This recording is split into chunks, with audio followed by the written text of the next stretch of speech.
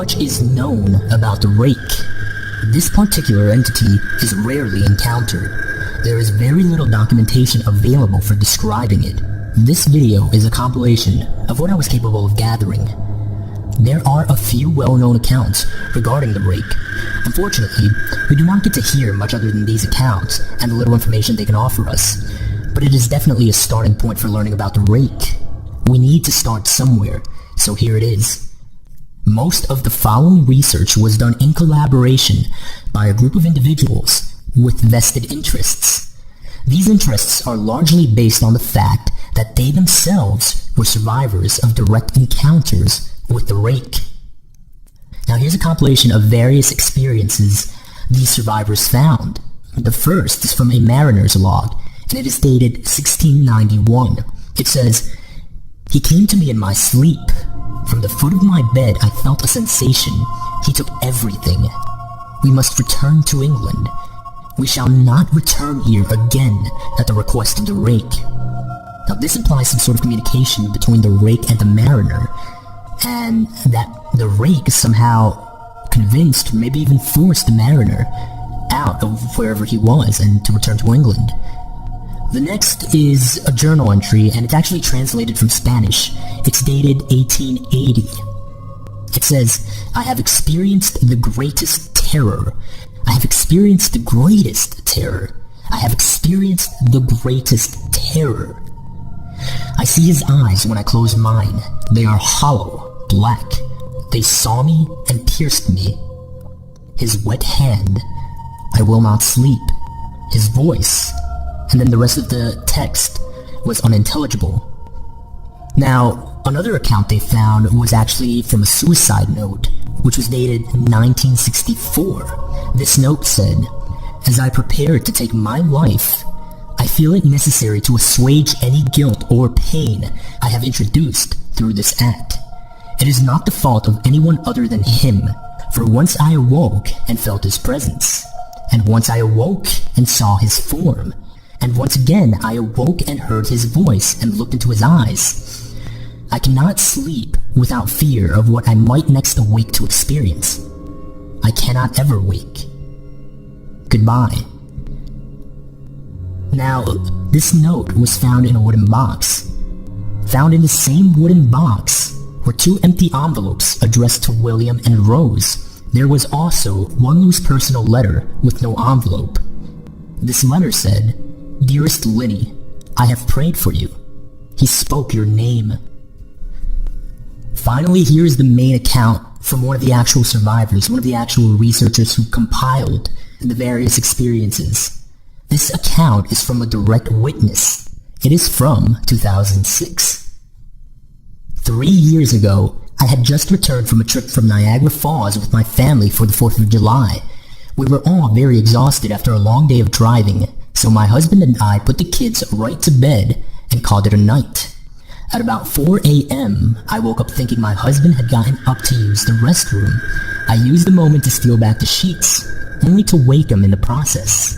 I apologized and told him I thought he got out of bed.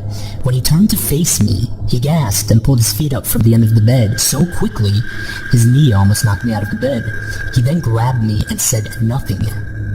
After adjusting to the dark for a half second, I was able to see what caused this strange reaction. At the foot of the bed, sitting and facing away from us, there was what appeared to be a naked man, or a large hairless dog of some sort. Its body position was disturbing and unnatural, as if it had been hit by a car or something. For some reason, I was not instantly frightened by it, but more concerned as to its condition. At this point, I was somewhat under the assumption that we were supposed to help him. My husband was peering over his arm and knee, tucked into the fetal position, occasionally glancing at me before returning to the creature. In a flurry of motion, the creature scrambled around the side of the bed, and then crawled quickly in a flailing sort of motion right along the bed until it was less than a foot from my husband's face. The creature was completely silent for about 30 seconds, or probably closer to 5. It just seemed like a while. And it was just looking at my husband. The creature then placed its hand on his knee and ran into the hallway, leading to the kids' rooms. I screamed and ran for the light switch, planning to stop him before he hurt my children. When I got to the hallway, the light from the bedroom was enough to see it crouching and hunched over, about 20 feet away. It turned around and looked directly at me, covered in blood. I flipped the switch on the wall and saw my daughter Clara. The creature ran down the stairs while my husband and I rushed to help our daughter. She was very badly injured and spoke only once more in her short life. She said, "He is the rake." My husband drove his car into a lake that night while rushing our daughters to the hospital. They did not survive. Being a small town, news got around pretty quickly. The police were helpful at first, and the local newspaper took a lot of interest as well. However, the story was never published, and the local television news never followed up either. For several months, my son Justin and I stayed in a hotel near my parents' house. After we decided to return home, I began looking for answers myself. I eventually located a man in the next town over who had a similar story. We got in contact and began talking about our experiences. He knew of 2 other people in New York who had seen this creature we now refer to as the rake. It took the 4 of us about 2 solid years of hunting on the internet and writing letters to come up with a small collection of what we believe to be accounts of the rake. None of them gave any details, history, or follow-up. One journal had an entry involving the creature in its first 3 pages, and never mentioned it again. A ship's log explained nothing of the encounter, saying only that they were told to leave by the rake. That was the last entry in the log. There were, however, many instances where the creature's visit was one of a series of visits with the same person. Multiple people also mentioned being spoken to, my daughter included. This led us to wonder if the rake had visited any of us before our last encounter. I set up a digital recorder near my bed and left it running all night, every night, for 2 weeks. I would tediously scan through the sounds of me rolling around in my bed each day when I woke up. By the end of the 2nd week, I was quite used to the occasional sound of sleeping while blurring through the recording at 8 times the normal speed. Even so, this still took almost an hour every day. On the first day of the 3rd week, I thought I heard something different. What I found was a shrill voice. It was the rake. I can't listen to it long enough to even begin to transcribe it. I haven't let anyone listen to it yet. All I know is that I've heard it before, and I now believe that it spoke when it was sitting in front of my husband. I don't remember hearing anything at the time, but for some reason, the voice on the recorder immediately brings me back to that moment. The thoughts that must have gone through my daughter's head make me very upset. I have not seen the rake since he ruined my life, but I know that he has been in my room while I slept. I know and fear that one night I'll wake up to see him staring at me.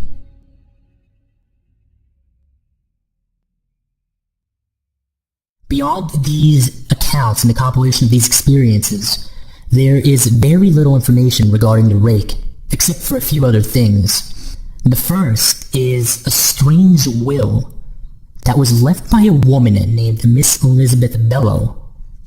Now, she left behind a video, and in her will she had it stated explicitly that her family's inheritance not be released until they saw this video in its entirety. And she also declared that this video become a matter of public record, so the video was publicized online. The video describes her experience with this entity. He knew the names of my mother and my father. He said that he knew what they dreamed, and that they knew he was called the rake. I'm just going to go ahead and put the link to it in the description. I really suggest watching it because it is pretty offsetting. But it has the potential to provide some more information regarding what the rake is and how it behaves. On a disturbing note, as of October 28th, 2011, which is the time her entire family first viewed this video, 5 of Miss Bellow's relatives have passed away. There is one more potential connection to consider. The rake may have some sort of connection to the Slender Man, or the Slender Man may have some sort of connection to the rake. The hypothesis here comes from Sigma radiation. Sigma radiation is a strange energy signature that was found in the bloodstream of victims of the rake. This very same energy signature was found in a cloth left behind at the scene of one of Slender Man's victims. This energy signature has never in history been encountered before. In fact, radiation might be a misnomer, because it isn't radiation as we know it. The people who labeled it simply needed to give this energy signature a label, so they called it Sigma radiation. Beyond this, there is not much known about this relationship or this connection between the Slender Man and the rake. But it is definitely something that needs to be kept in mind and probably will need further research and investigation. So as you can see, we currently have very little to go on. The connections to Slender Man seem to be the most recent data gathered about the rake. Perhaps further investigation into this relationship will yield useful information. However, anyone doing any such investigation should remain cautious. We do not know exactly how or why these beings behave the way that they do, but if we seek to prevent further dangers and prevent further victimization, then we must push forward in our exploration of this phenomenon.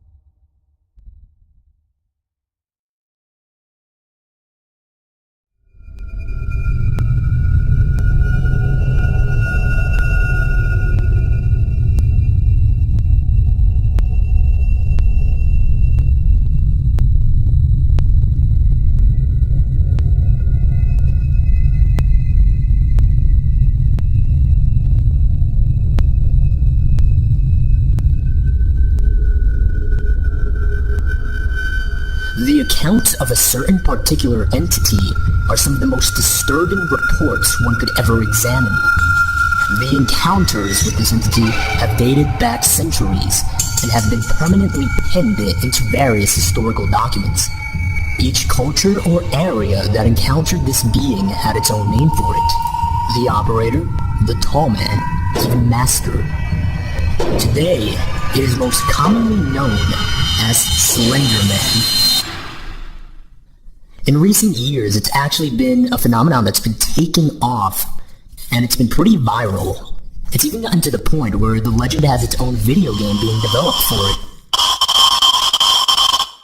However, its presence in history is certainly undeniable. There are many recorded accounts documenting encounters with this entity. One such disturbing account, stemming from a German journal dating as early as 1702, writes, "My child, my Lars, he is gone, taken from his bed. The only thing that we found was a scrap of black clothing. It feels like cotton, but it is softer, thicker. Lars came into my bedroom yesterday, screaming at the top of his lungs that the angel is outside. I asked him what he was talking about, and he told me some nonsense fairy story about the tall one. He said he went into the groves by our village and found one of my cows dead, hanging from a tree. I thought nothing of it at first, but now he is gone. We must find Lars, and my family must leave before we are killed. I am sorry, my son. I should have listened. May God forgive me." Despite different cultures attributing different names to this being, all descriptions of it share some very common traits. The Slender Man is described as being a tall man. In many reported experiences, it is said to have the appearance of wearing a black suit and maybe even a tie. Now there's an important distinction to be drawn here. If this being indeed wears a suit, it can be concluded that it has an awareness and some sort of intelligence. However, if it does not, and it just seems to have the appearance of doing so, then it's hypothesized that it has a natural ability to merge in its surroundings, and in this case that would be with our society, our culture. It may be why this entity has even been evasive for so many centuries, despite an ever-evolving and ever-changing culture. It is also reported as having no eyes, no mouth, no hair, and no distinguishable facial features. Different reports describe it as ranging anywhere between 6 to 15 feet in height. Its behaviors vary from report to report. It has reportedly stalked victims, in some cases for years. Psychological torture is a common tool this being employs, though any definite particular reason as to why it does what it does is anyone's best guess. The only general certainty that can be drawn from this entity's behavior is that it is malevolent. Now, there was actually an interesting list compiled which described potential traits of the Slender Man. This list was compiled after there were a number of burning buildings with unknown causes that had several deaths and a few surviving witnesses. Now, these traits are listed in a sort of chronological order, and this is what that list says. Slender Man will find interest in a victim for reasons unknown. It would then contact the victim, and if it is a child, it'll present itself as friendly. The adults he stalks have a common trait. They have all been through a terrible tragedy in their life, even if the tragedy was made by Slender Man directly. If the victim is an adult, it would stalk the victim for long amounts of time, causing what is known as slender sickness. Now, slender sickness causes massive paranoia, nosebleeds, nightmares, hallucinations appearing only to the sick person, and many other dangerous symptoms. Eventually, and this is where it gets disturbing, eventually it would abduct the victim into whatever nearby forest there may be, where they would be killed. In messy cases, it may remove evidence of its existence by causing fire of their home, place of work, or school. Now, here's one of the more recent findings about Slender Man, and this can get pretty disturbing. Slender Man uses, or is at least thought to use, what are called proxies. Now, these proxies, they're people that behave in really strange ways. Oftentimes it is described as if they behave in ways that make them appear as if they are possessed. It is a kind of psychosis. However, it is unknown whether this psychosis is simply them speaking for themselves, or if it is actually Slender Man pulling the strings.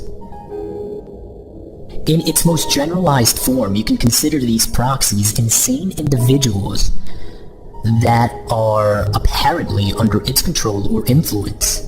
Now, this is because these proxies tend to act based on what this entity might want or need. It's sort of like servants. Now, the idea is that these people do all the physical interaction for it. Quite significantly here is the idea that they might even destroy or even leave evidence for it.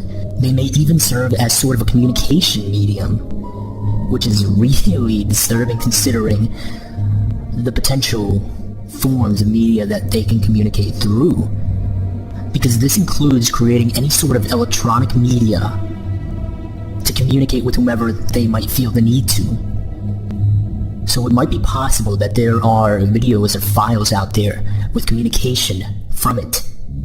This idea, it kind of brings you as close as possible to this, as directly as possible as you can get. One final point, you cannot choose to be a proxy. There are reports or accounts in which people have tried where they've wanted to, but it doesn't work that way. In short, it chooses you, you do not choose it. And that, I think, is probably one of the scariest aspects of this entire thing. Apparently there are organizations tracking it. However, not much is known about this, as one would suspect. In fact, it's even to the point where one of the organizations is literally just called the organization. It's been given aliases such as Optic Nerve, the Unknown Organization, the Bureau, and even the Anti-S Walker Unit. But all in all, it's just an unnamed organization. One report states that there was an interview with a detective. This detective did not state where he worked from. He only stated that they were based in Washington in the United States.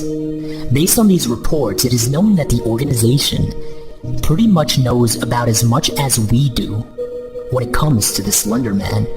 However, some extra information includes that they refer to Slender Man as a serial killer whenever they are talking to civilians. They have been researching this entity for many years. They believe he has killed and that he's active throughout the nation, and they do not know how to neutralize him. But beyond that, there is very little known about this organization. There's actually another very interesting foundation that very little is known about. The foundation itself is called SCP. This foundation's initials stand for Secure, Contain, Protect. What they essentially do is they find anomalous objects that are considered not to belong in physical reality or in nature, and they contain them because these objects might be seen as a threat to the stability of our existence. The items they contain are actually referred to as SCPs, and this foundation has actually contained an SCP that is often thought to be the Slender Man because of its nature and the way it works. This SCP is called SCP-582. Its alias is Bundle, and here's a description directly from the SCP archives. SCP-582 is an adaptive, self-propagating meme in the form of an entity most often referred to as blank. It's blanked out. SCP-582's primary ability is passive reality modification. Any fictional account written about SCP-582 will become a factual record of a manifestation of the entity in which SCP-582 will carry out all actions attributed to it in the narrative. These manifestations will happen at whatever time and place is specified. If no specific location or time is given, the manifestation will occur at any opportunity that will meet the narrative's criteria. Now here's what's really interesting about how they are handling this, and for this reason we are here in the video solely referring to this SCP by a factual name in which no narrative can be established. This is how they're handling it. It says, all major internet search engines are to be monitored for any references to SCP-582 under any of its known names. Copies of all media relating to SCP-582 are to be stored in Secure Archive 582. The original sources of these materials and all records regarding the individuals responsible for the creation of such are to be expunged as outlined in Document 582-RP. Now here are the specifics of how this relates to Slender Man. This SCP has been noted to share some abilities as Slender Man. For example, it appears or disappears at any place or at any time. But according to the SCP Foundation, Slender Man does not exist. And that's probably one of the more fascinating reasons. In the past decade, there have been increased reportings of encounters with the Slender Man. There is one interesting connection to note with another reported entity known as the Rake. Now, the Rake gives off what is known as sigma radiation. This is a type of energy signature that was unknown when it was first discovered, and it's still under investigation. This energy signature is not exactly radiation, but there was no other way to name it. It was something that was unknown. It was something new. And so sigma radiation was given as a way to label it and to identify it. This was found in the bloodstream of victims of the Rake. What's interesting here, and its connection to Slender Man, is that Slender Man, in one or two cases, maybe a few, left behind what was a sort of fabric, a piece of cloth. And this cloth gave off that very same energy signature. Now, more information will be compiled for a future summary video of what the Rake is. But because of all of this, it is thought that there is some relation between the Slender Man and the rake. There have even been mentions of a modern cult who worships the Slender Man, who see him as some sort of holy being and that his actions are a blessing. The Slender Man is certainly one of the most notorious entities in existence. Quite possibly the most disturbing aspect of investigating the Slender Man is the inexact nature of its origin. Its malevolent, mysterious nature is one that garners a lot of deserved attention. This is what we know so far. There is still much to learn. New information is acquired and new hypotheses posed as further investigation is done. However, the costs of the little we find out are great, for there have been a startling number of victims and disappearances in recent times. Yet all information is valuable, for if we do not know or understand how this entity operates, its motives, its purpose, how could we ever hope to escape it should we be misfortunate enough to encounter the Slender Man for ourselves?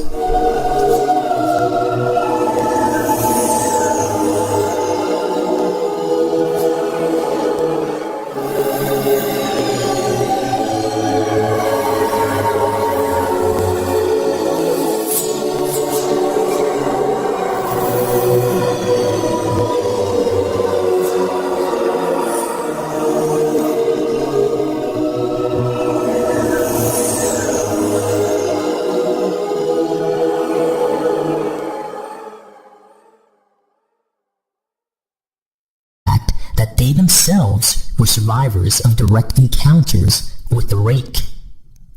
Now here's a compilation of various experiences these survivors found. The first is from a mariner's log, and it is dated 1691. It says, "He came to me in my sleep. From the foot of my bed I felt a sensation. He took everything. We must return to England. We shall not return here again at the request of the rake." Now this implies some sort of communication between the rake and the mariner, and that the rake is somehow convinced, or maybe even forced, the mariner account they found was actually from a suicide note, which was dated 1964. This note said, "As I prepare to take my life, I feel it necessary to assuage any guilt or pain I have introduced through this act. It is not the fault of anyone other than him. For once I awoke and felt his presence, and once I awoke and saw his form, and once again I awoke and heard his voice and looked into his eyes. I cannot sleep without fear of what I might next awake to experience. I cannot ever wake. Goodbye." Out of wherever he was and to return to England. The next is a journal entry, and it's actually translated from Spanish. It's dated 1880. It says, "I have experienced the greatest terror. I have experienced the greatest terror. I have experienced the greatest terror. I see his eyes when I close mine. They are hollow, black. They saw me and pierced me. His wet hand. I will not sleep. His voice." And then the rest of the text was unintelligible. Now, much is known about the rake. This particular entity is rarely encountered. There is very little documentation available for describing it. This video is a compilation of what I was capable of gathering. There are a few well-known accounts regarding the rake. Unfortunately, we do not get to hear much other than these accounts and the little information they can offer us. But it is definitely a starting point for learning about the rake. We need to start somewhere, so here it is. Most of the following research was done in collaboration by a group of individuals with vested interests. These interests are largely based on the fact